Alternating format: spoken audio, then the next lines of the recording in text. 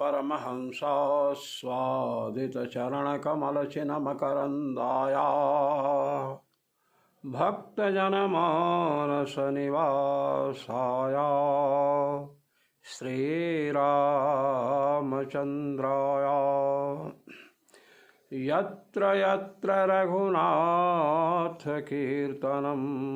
तत्र तत्र कृतमस्तकाञ्जलिं बाष्पवारि परिपूर्णलोचनं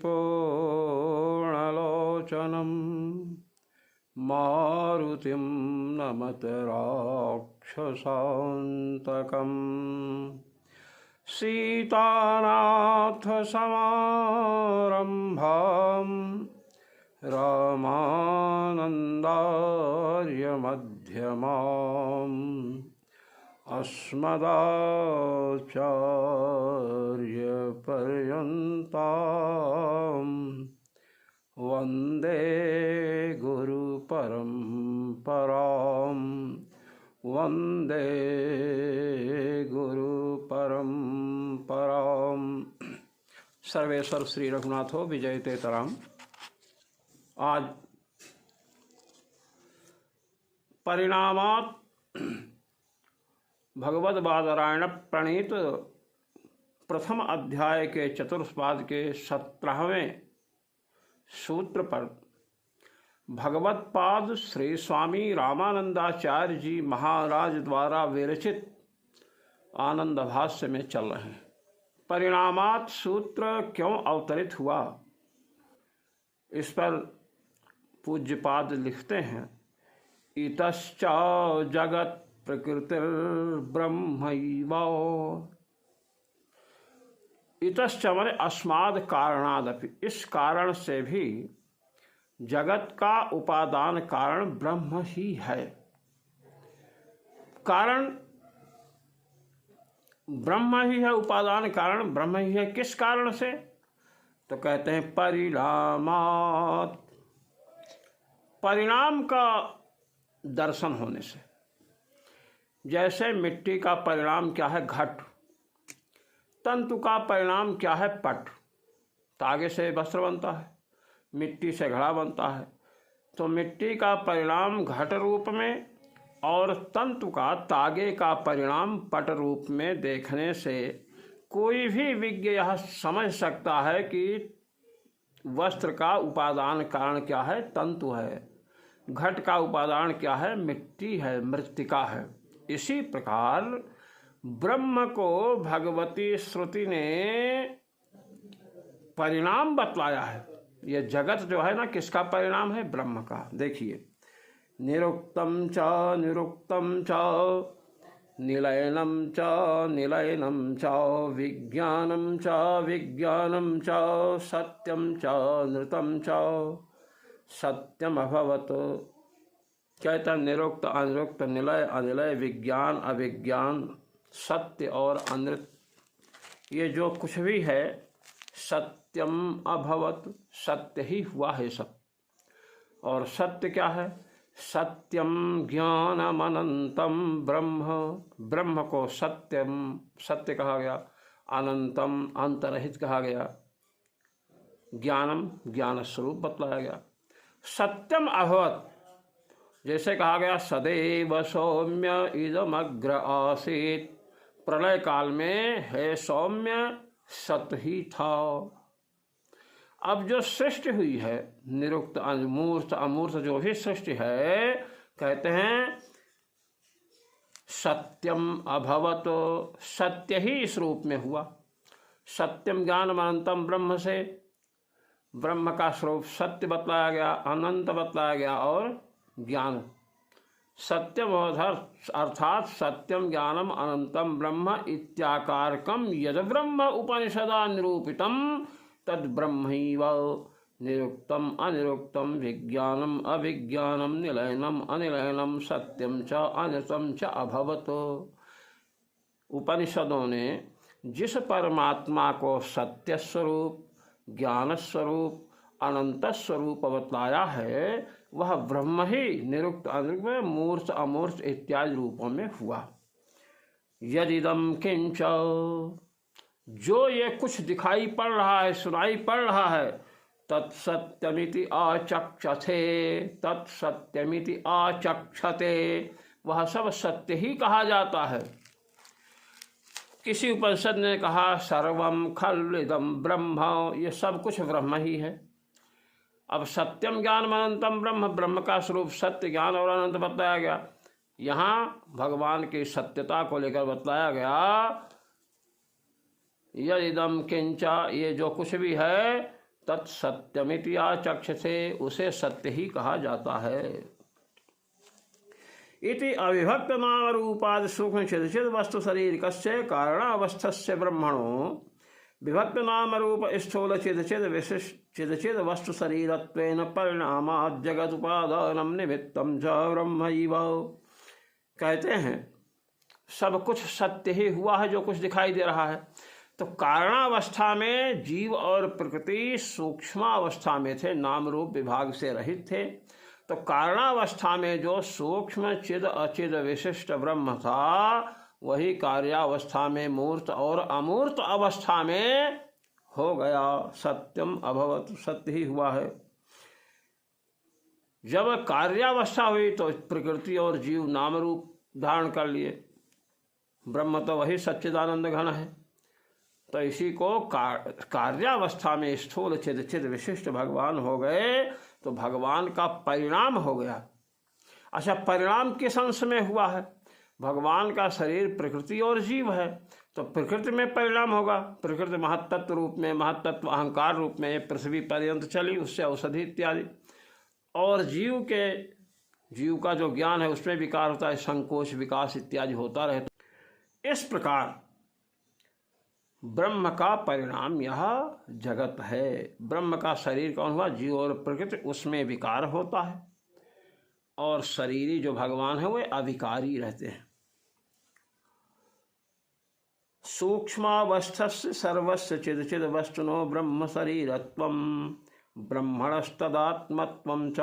कहते हैं जितनी चिद अचित वस्तु हैं, चित माने चेतन जीव, अचित अर्थात प्रकृति, ये जो सूक्ष्मावस्था में है और स्थूलावस्था तक, सूक्ष्मावस्था में जो प्रकृति है, सूक्ष्मावस्था में जो जीव है, ये सब क्या है? ब्रह्म के शरीर हैं। ब्रह्म इनकी आत्मा है, भगवान इनकी आत्मा है। कह लीजिए प्रमाण, यस्य पृथ्वी शरीरम यह पृथिवीमंतरो यमयति सत आत्मा अंतर्यामी अमृतः।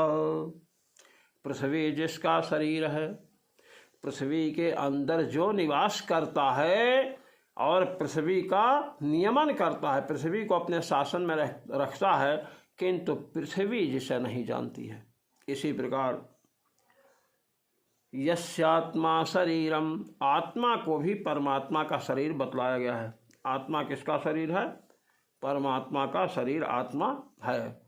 यस्य आत्मा शरीरम यह आत्मानम अंतरो यमयति यमात्मान वेद। आत्मा जिसका शरीर है, आत्मा के अंदर जो निवास करता है, आत्मा का नियमन करता है, किंतु आत्मा जिसे नहीं जानता है। इत्येवमादिभिः श्रुतिभिः सिद्धमेव, इत्यादि श्रुतियों से आत्मा, पृथ्वी, जल, तेज, वायु, आकाश, प्रकृति, बुद्धि, अहंकार, मन, चित्त, ये सब क्या हैं? परमात्मा के शरीर हैं। और परमात्मा इनका शरीरी है, अर्थात इन सब को अपने नियंत्रण में भगवान रखते हैं। तो भगवान के संपूर्ण तत्व जो हैं शरीर हुए, संपूर्ण जगत भगवान का शरीर है। इसीलिए श्रीमद् वाल्मीकि रामायण उत्तरकांड में भगवान ब्रह्मा ने भगवान श्री राम की स्तुति करते हुए कहा, जगत सर्वम शरीरम ते। हे प्रभु, संपूर्ण जगत जो है वह आपका शरीर है, अर्थात आप ही इसको नियंत्रण में रखते हैं।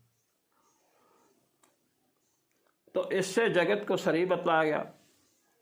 तो जब पृथ्वी, जल, तेज, वायु, आकाश, जीव और प्रकृति सब भगवान के शरीर हैं, तो विकार किसमें होगा? प्रकृति में होगा। जीव के ज्ञान का संकोच विकास रूप विकार होगा। तो विकारी परमात्मा का शरीर क्या है? प्रकृति और जीव है। अच्छा, प्रकृति और जीव, विकार इन्हीं में होता है, परिणाम इनमें होता है। चूंकि विशेषण में परिणाम होता है, इसलिए विशेष्य में भी वह व्यवहार होता है। कैसे? मैं आपको दृष्टांत से सुनाता हूँ। देवदत्त बहुत बड़ी शिखा रखा था। शिखा उसकी किसी ने नोच लिया या शिखा किसी ने काट दिया, मतलब शिखा नष्ट हो गई। अब प्रयोग हुआ शिखी ध्वस्त, शिखी ध्वस्त हो गया। प्रश्न यह है कि देवदत्त तो जीवित है, उसकी शिखा नष्ट हुई है, तो शिखी ध्वस्ता व्यवहार हुआ। विशेषण जो शिखा, शिखी माने शिखावान, तो शिखा विशेषण है देवदत्त का, तो विशेषण के नाश से देवदत्त में नष्टत्व व्यवहार हुआ, शिखी ध्वस्ता, जबकि शिखी है, विशेष है। इसी प्रकार प्रकृति और जीव भगवान के शरीर हैं, भगवान इनसे विशिष्ट हैं, तो विशेषण भूत जो प्रकृति और जीव है, इनमें विकार होता है। जीव के ज्ञान में संकोच विकास रूप विकार, और प्रकृति में जो विकार हो रहा है परिणाम रूप। इसलिए शरीर में, ब्रह्म के शरीर में प्रकृति और जीव रूपी शरीर में परिणाम हुआ, महत्तत्व, अहंकार इत्यादि रूप में, और जीव का अज्ञानी होता है, कभी ज्ञानी होता है, किंतु भगवान निर्विकार ही रहते हैं। विशेषण में विशेषण की उत्पत्ति होती है, इसलिए स्थूल जो चिदचित विशिष्ट परमात्मा है वे उत्पन्न हुए। एको हम बहुश्याम प्रजाये, यह श्रुति भी लग जाती है, अनेक रूपों में हो गए। कहते हैं माई मते अस्य सूत्र से असंगतम, असंगतत्वम, माई मायावादियों के मत में यह सूत्र असंगत है। अद्वैती महान भावों के ऊपर कह रहे हैं। असंगतत्व दुष्परिहर है। यतस्तः शुद्ध से ब्रह्मण एव परिणामो अव्यपेयस तथा च विकारित्वेन निर्विकार श्रुति व्याकोपो अनिवार्य। यदि वह शुद्ध ब्रह्म में, शुद्ध ब्रह्म का परिणाम माने, तब तो ब्रह्म को जो निर्विकार कहा गया है, निर्विकार बोधक श्रुति का विरोध हो जाएगा। कहा कि नहीं, वो तो विवर्तवाद मानते हैं, परिणामवाद नहीं मानते हैं। तो कहता है यच्चात्र व्याख्यातम परिणामो विवर्त इति तदपि न विचार सहम। कोई परिणामवाद मान, यच्चा व्याख्यातम परिणामो विवर्त, जो परिणाम जिसे आप कहते हो ना, वो हमारे यहाँ विवर्त कहा जाता है। ब्रह्म का विवर्त यह जगत है। कहते तदपि न विचार सहम, कहे ये भी विचार जब हम करेंगे तो सह नहीं सकेगा ये कथन। क्यों नहीं आपका कथन विचार के तर्कों को सह सकेगा? कहते सुनिए, दुग्धस्य दध्याकारेण परिणामवद रज्जोः सर्पाकारेण परिणामत्वा संभवात्। क्या विवर्त क्या है? दुग्ध का विवर्त जो है दधि है। दुग्ध का विवर्त क्या है? दही। ठीक है, हम मानते हैं इस बात को। हम दूध का परिणाम दही मानते हैं और आप दूध का विकार दही मानते हैं, यही ना? कहते सुनिए, मैं आपसे कह रहा हूं कुछ।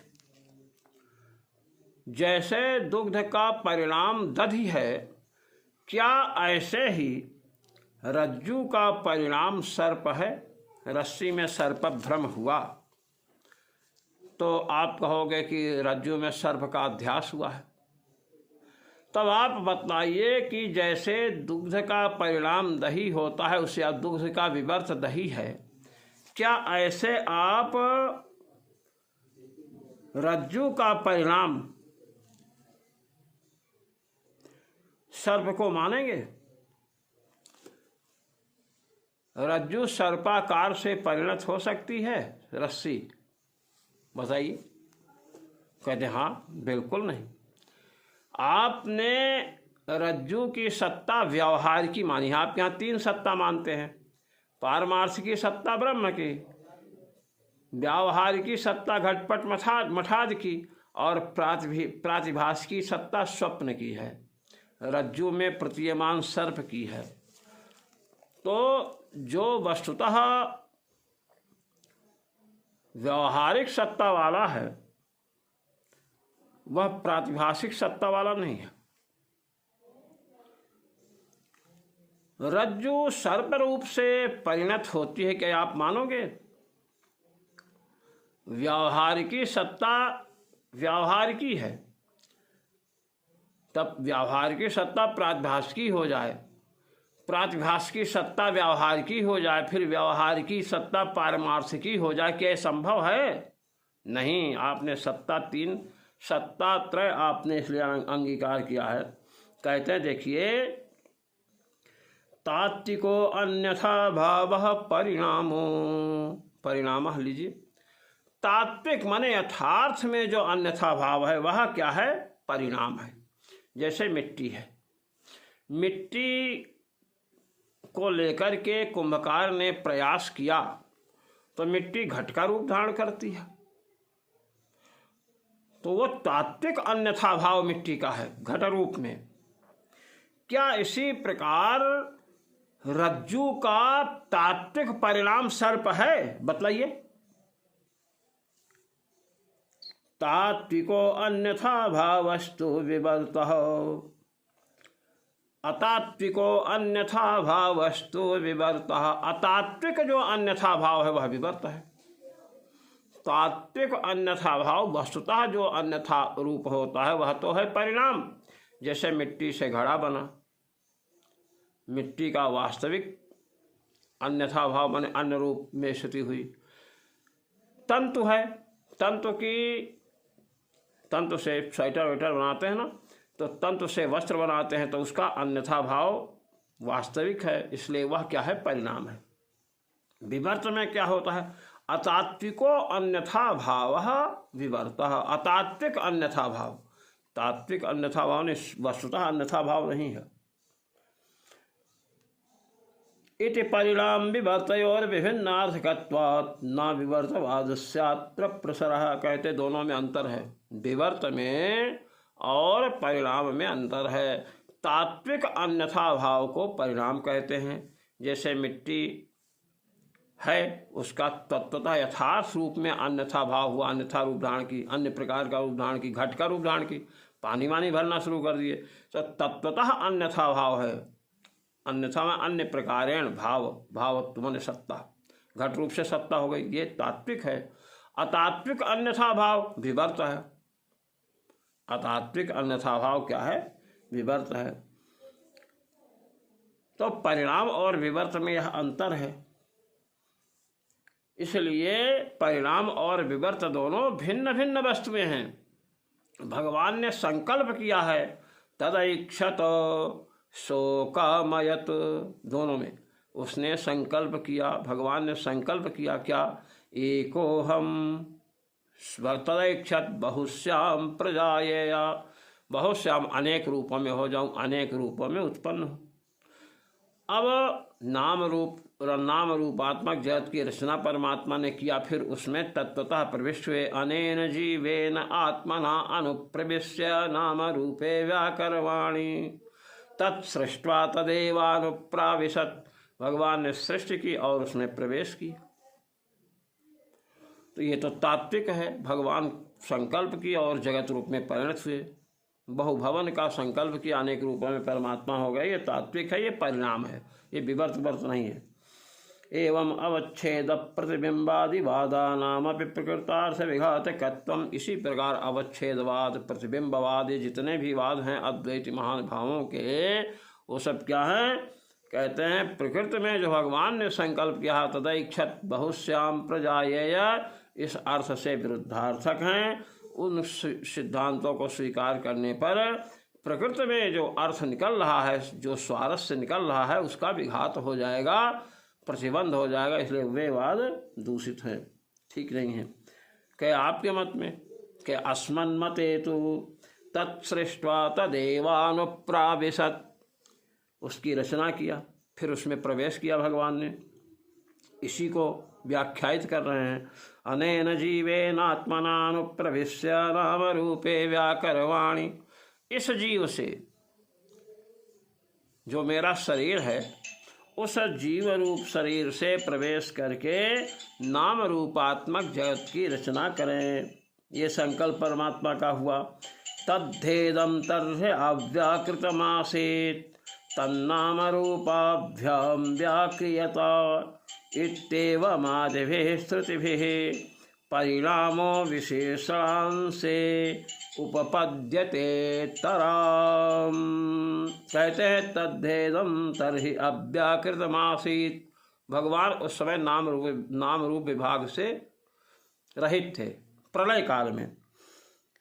नाम रूपाभ्याम व्याक्रियते, नाम रूप से प्रकट हुए इत्यादि श्रुतियों के द्वारा इस जीवात्मा के द्वारा प्रविष्ट करके नाम रूप की रचना करूं, सबको रच करके उसमें प्रवेश किए। इस प्रकार श्रुतियों के द्वारा परिणाम जो है विशेषणांश में ही है। परमात्मा का विशेषण क्या है? प्रकृति और जीव, तो प्रकृति में परिणाम है। विशेष्यांशे निर्विकारत्वम अपि अक्षतम, विशेष जो है परमात्मा, विशेषण जीव और प्रकृति हुए दोनों शरीर हैं, तो विशेषण में तो विकार है और विशेष से अंश जो परमात्मा है उनमें निर्विकारत्व है।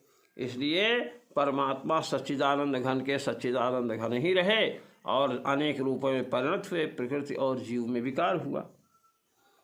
वसुत उभयोरपि ब्रह्मस्वरूपत्वम् एव इति एकस्यैव उपादानतापि संपन्ना। उभयोः, स्थूल जो जगत है, परमात्मा का शरीर जीव और प्रकृति का विकार है। कारणावस्था में जीव और प्रकृति सूक्ष्मावस्था में भगवान के शरीर बने हुए थे, कार्यावस्था में स्थूल रूप में शरीर बनते हैं, तो दोनों स्थलों में परमात्मा सच्चिदानंद घन ही है। प्रकृति कारणावस्था में जो ब्रह्म है नाम रूप विभागा नर है, नाम रूप विभाग से रहित है। संकल्प किया तो जीवों के कर्म को लेकर, जीवों को लेकर के प्रकृति के पदार्थों की रचना किया, जीवों के साथ प्रवेश किया। तो इस प्रकार नाम रूपात्मक जगत की रचना हुई। तो इसमें भी वही शरीर ही है, जीव, स्थूल जीव प्रकृति शरीर हैं। तो कारणावस्था में जो ब्रह्म है वही कार्यावस्था में भी है, विशेषांश में, विशेषणांश में विकार है। अब कारणावस्था में जो ब्रह्म है, ये जिसका ज्ञान हो गया तो कार्यावस्था वाले ब्रह्म का ज्ञान हो जाएगा, स्थूल चित विशिष्ट का। वस्तुतस्तु अव्याकृत नाम रूपयोर व्याकरण मात्रम एवं सृष्टि ही। कहते अव्याकृत जो नाम रूप है, वस्तुतः नाम और रूप को ही भगवान ने रचा। नाम रूपे व्याकरण, जो नाम रूप नहीं थे, स्थूल रूपता नहीं थी, स्थूल नाम नहीं था, उसका ही व्याकरण माने उसकी ही रचना की गई, यही सृष्टि है। सयुचा परिणाम शब्देन उच्यता इति सर्वम समंजसम, उसे ही परिणाम भी कहा जाता है। नाम रूप की रचना भगवान ने की है और इसी रूप में भगवान बने हैं, प्रकृति और जीव का आश्रय लेकर के। इसीलिए कारण के विज्ञान से कार्य का विज्ञान हो जाएगा। परमात्मा ही उपादान कारण है। योनिश्च ही गीयते, एक सूत्र है, प्रथम अध्याय के चतुष्पाद का 28वां सूत्र है। ये जो सूत्र आ रहा है, इसके द्वारा भी परमात्मा संपूर्ण जगत के निमित्त और उपादान कारण सिद्ध होते हैं। तद्भूत योनिम परिपश्यन्ति धीराः, मुंडकोपनिषद 1:1-6। भूत योनिम परिपश्यन्ति धीराः, भूतों की जो योनि है, योनि माने उपादान कारण, उनको धीर लोग देखते हैं। कर्तारम ईशम पुरुषम ब्रह्म योनिम, चराचरात्मक जो ब्रह्म है स्थूल जगत का, स्थूल जगत रूप जो ब्रह्म है, इसका योनि, इसका उपादान कारण, कर्तारम और इसको करने वाले को, पुरुषम, पुरुष जो हैं, ईशम सब पर नियंत्रण रखने वाले हैं, उनको भी धैर्यशाली लोग देखते हैं। इति ब्रह्मैव सर्वभूत योनि शब्देन गीयते, इस प्रकार इन उपनिषद वचनों से ब्रह्म ही परमात्मा ही संपूर्ण प्राणियों का उपादान कारण कहा गया है। योनिश्चा ही गीयते, ही शब्द है ना, ही माने यस्मात्, ही हेतु यस्मात्, क्योंकि परमात्मा ही संपूर्ण प्राणियों के उपादान कारण रूप से कहे गए हैं। तस्मात् सर्वभूत योनित्वात्, संपूर्ण प्राणियों के उपादान कारण होने से जगत उपादानम निमित्तम चा ब्रह्मैव इति सिद्धम, जगत के उपादान और निमित्त कारण कौन है? परमात्मा ही है, यह बात सिद्ध हुई। इति प्रकृत्यधिकरणम, ये प्रकृत्यधिकरण है, प्रकृत्यधिकरण पूर्ण हुआ। इसके बाद सर्व व्याख्यानाधिकरण आता है। संक्षिप्त एक ही सूत्र इसमें है। एतेन सर्वे व्याख्याता व्याख्याताः, प्रथम अध्याय के चतुर्थ पाद का 29वां सूत्र है। यहीं पर यह प्रथम अध्याय पूर्ण हो जाएगा। एतेन सर्वे व्याख्याताः, के इतना व्याख्यान करने से सब कुछ व्याख्यात हो गया। क्या हो गया? देखिए, कहते हैं कि पहले हमने क्या किया है? हमने पहले सांख्यों के सिद्धांत का निराकरण किया है। ईक्षतेर नाशब्दम, यह प्रथम अध्याय के प्रथम पाद का सूत्र है, 5वां 6वां सूत्र। आचार्य शंकर के यहाँ 5वां है, वैष्णवाचार्यों के यहाँ 6ठा है। थोड़ा बहुत अंतर है, कोई अंतर नहीं। कहते हैं ईक्षतेर नाशब्दम से हमने बताया था कि ईक्षण कर्तृत्व तो परमात्मा में है, क्योंकि वह चेतन है, प्रकृति में नहीं है। और ईक्षण कर्तृत्व प्रकृति में ना होने से ईक्षतेर ना, वह जगत की कारण नहीं बन सकती है। और अशब्दम, उपनिषद के शब्दों से भी प्रकृति का अर्थात सांख्योक्त प्रधान का प्रतिपादन नहीं होता है, ये मैंने कहा था। अब सांख्य लोग आकर के इस ढंग से डटे कि उनका खंडन हमें खूब करना पड़ा। इससे हमने प्रधान कारणवाद का निराश कर दिया। अनेक बार शंका समाधान जो आपके समक्ष प्रस्तुत किया जा चुका है। सांख्यवादियों ने उपनिषद के वाक्यों को प्रस्तुत करके कहा कि यहाँ प्रधान की चर्चा है, प्रधान से सृष्टि होती है। इसका भी उत्तर हमने देकर उन्हें संतुष्ट कर दिया। अब परमात्मा ही जगत का कारण है, यह हमने सिद्ध कर दिया। यतो वा इमानि भूतानि जायन्ते इत्यादि उपनिषद वचन इसका उद्घोष करते हैं। अब शेषर सांख्यवादी आए, परमाणु कारणवादी नैयायिक, ये सब भी हैं। इनका भी, ये भी ब्रह्म कारणवाद, ब्रह्म को उपादान कारण नहीं मानने वाले हैं। क्या इनका तो अलग से आपने खंडन नहीं किया। कहते हैं प्रधान मल्ल निवर्हण न्यायेन, इनका भी खंडन हो गया। 100 पहलवान बैठे हुए हैं, जिसमें एक सबसे बड़ा पहलवान है, समझ लीजिए उसका नाम देवदत्त है। यदि देवदत्त को उठा करके हमने अखाड़े में चित्त कर दिया, पटक दिया, उसकी पीठ लगा दी, तो उससे जितने छोटे पहलवान हैं सब तो स्वयं हार गए, ये सिद्ध हो जाएगा। प्रधान मल्ल को युद्ध में पराजित कर दिया तो जितने गौण हैं सब स्वतः पराजित सिद्ध हो गए। तो नैयायिकों के यहाँ, योगियों के यहाँ, सांख्यों के यहाँ, इन सब में प्रधान मल्ल सांख्य है, सांख्यवादी। सांख्यवादियों का मैंने खंडन करके उनको पराजित कर दिया तो शेष स्वयं पराजित हो गए, ये बतला रहे हैं। क्यों? जैसे ईक्षतेर ना शब्द हमने कहा कि ईक्षण कर्तृत्व उनमें संभव नहीं। किसमें? प्रधान में। सांख्यवादी प्रधान को जगत का कारण मानते हैं और नैयायिक महानुभाव क्या मानते हैं? ये परमाणु को कारण मानते हैं। परमाणु ही तो उपादान कारण है, समवायी कारण है जगत का। परमाणु से द्वणक, द्वणक से त्रिशेणु, ऐसे ऐसे महापृथ्वी, महाजल इत्यादि का निर्माण हुआ। कहते हैं जैसे सांख्यों का प्रधान संकल्प नहीं कर सकता है, अचेतन होने से ऐसे ही नैयायिकों का परमाणु भी तो अचेतन है।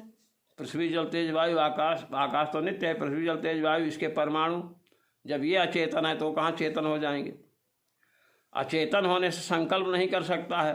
तदैक्षत बहुश्याम प्रजाये, ईक्षण कर्तृत्व जैसे प्रधान में बाधित है वैसे ही नैयायिकों के परमाणु में भी ईक्षण कर्तृत्व माने संकल्प कर्तृत्व बाधित है।